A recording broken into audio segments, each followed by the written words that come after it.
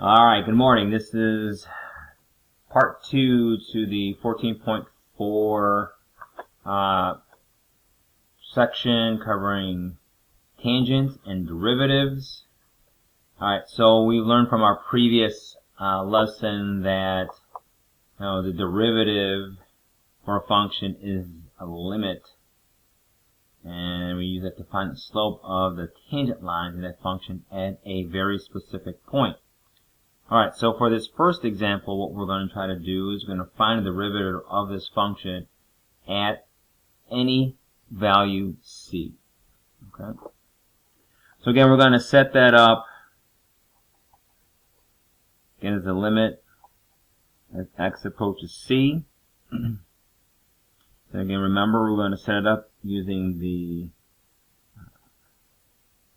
average rate of change formula. So we're going to do the function defined at x minus the function defined at c divided by x minus c. Okay, so again, looking at the homework, previous homework, many of you were okay with this approach to finding the derivative. Alright, so again, the only difference here is, again, we are leaving c as this generic value, right? We don't have a very specific value for c. We're going to keep it at just c. Okay, so, alright, so here we go. The limit as x approaches c.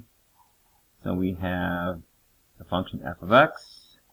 So that's 3x squared minus 4x plus 1.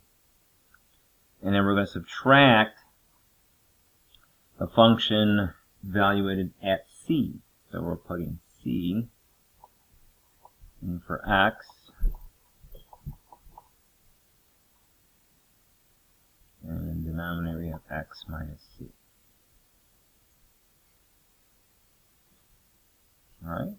Alright, so let's move on. Find the limit as x approaches c. Okay, so we can combine like terms here. We have a few like, actually only one like term, right?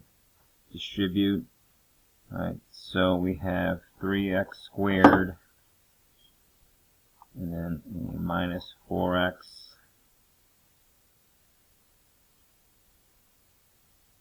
minus a 3c squared plus 4c. That 1, distribute that negative 1, that negative through, that negative 1's cancel. Okay, so we have the 3x squared minus 4x. And when I distribute the negative, I have a negative 3c and a positive 4c. And again, these 1's cancel, and that's a positive 1. And then distribute that there is a negative 1, so those 1's go away. Alright, let's go ahead and do some simplifying here. I'm going to do a little rearranging. Limit as x approaches c. I'm going to bring these together. So I have that minus 4x plus 4c. Okay. Let's go ahead and do some factor by grouping. Factor by grouping, 2 at a time. So I'm going to group these together, take out a GCF of 3. Then I got x squared minus c squared. GCF of here, take out a negative 4. So I have x minus c. So again, I'm still doing factor by grouping, so I'm going to go back up to here. This I can factor a little bit more. So that's going to be a difference of perfect squares, x plus c times x minus c.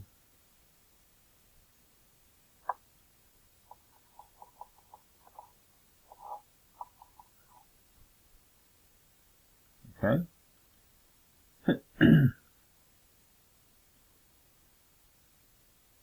Alright, so finish off the factor by grouping. I've got the x minus c's in common, and then left in parentheses I have 3x plus 3c minus 4.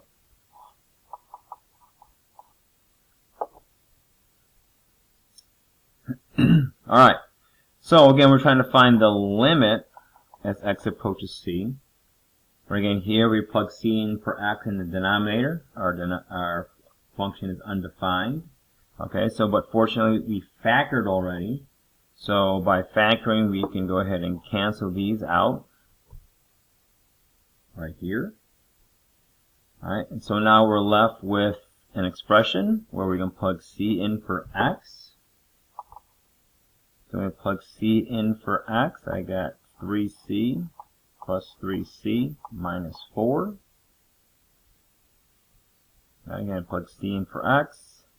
Now I get 3c plus 3c minus 4. Combine like terms. Now I got 6c minus 4. Okay, so what we just found here is we found the derivative, right? An expression for the derivative of the function at any given value c. Alright, so what we can also do is bring this back to x to where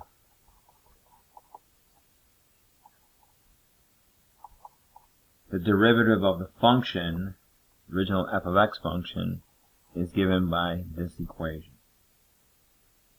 Okay, so again, what we found here was an expression, right, to find the value of the derivative, or to find the value of the slope of the tangent line at any given value c. Alright, so a second way to find the derivative or represent the derivative is by using the difference quotient. So let's take a look at the graph here first. So here's a graph of a polynomial function. Alright, here again, as we've seen before, I identified 2 points that are on this function. This first point is located at x, and the second point is located at some distance away from x. Okay, so this distance is going to be represented by h. Alright, away from the original x. So we're going to just give this expression for the location with respect to the x-axis as x plus h. That's where that point is. Alright, so again, here are the ordered pairs that are associated with those 2 particular points. So now what you're going to notice is that as we shrink this value of h, right, as h gets smaller and smaller, right, what's going to happen again is that this point, right, is going to move closer and closer to this point, which again we saw earlier, right, is going to change this secant line into a tangent line.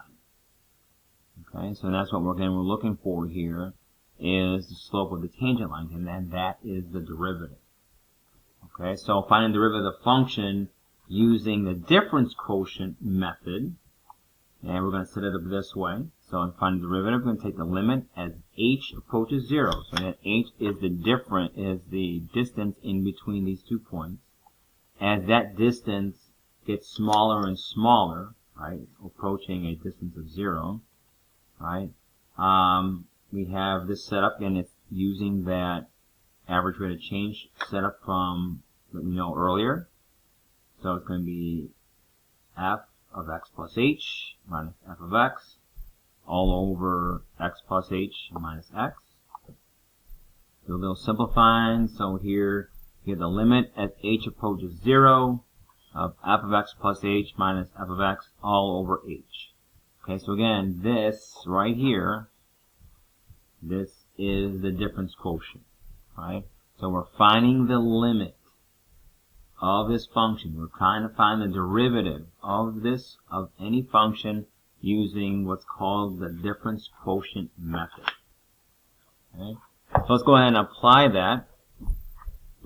So then this is what you're going to be doing for today's homework. Right? You're going to be asked to use the difference quotient method, which again is this approach. So we're going to model that here with example number 2. So let's find the derivative of this function using the difference quotient.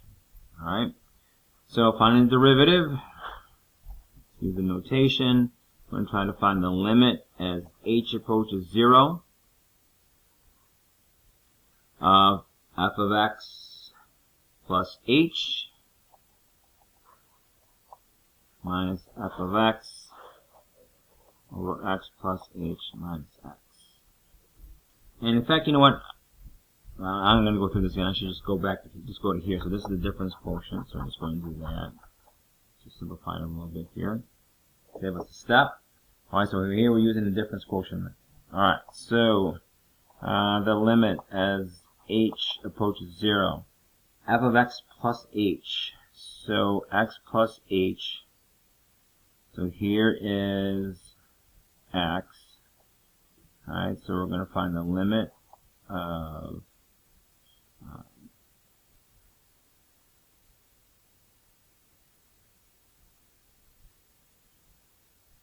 h plus 3 minus f of 3 all over h. And so I'm going to the function. Here.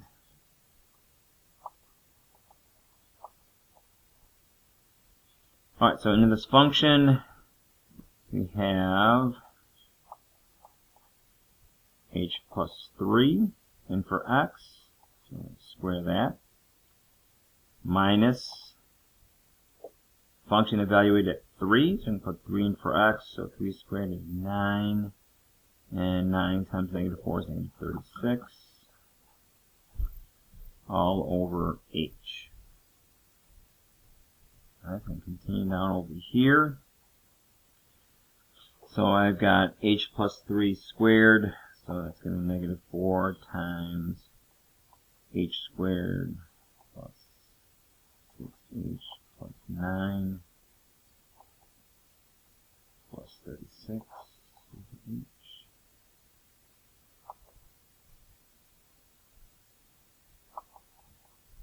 Oop. Yeah, that's h squared.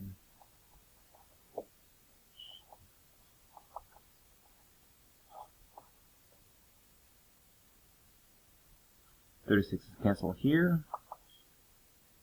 In this numerator, go ahead and factor out an h.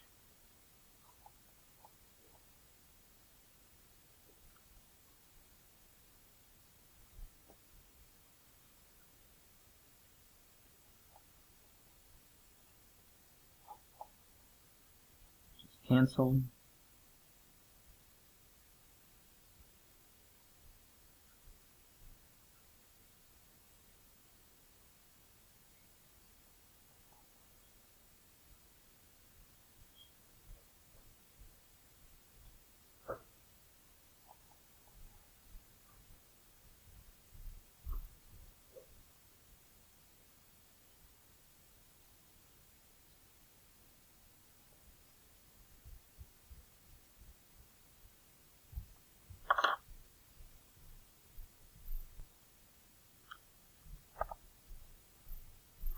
Alright, so finding the limit as h approaches 0, plug 0 in for h, and we get negative 24.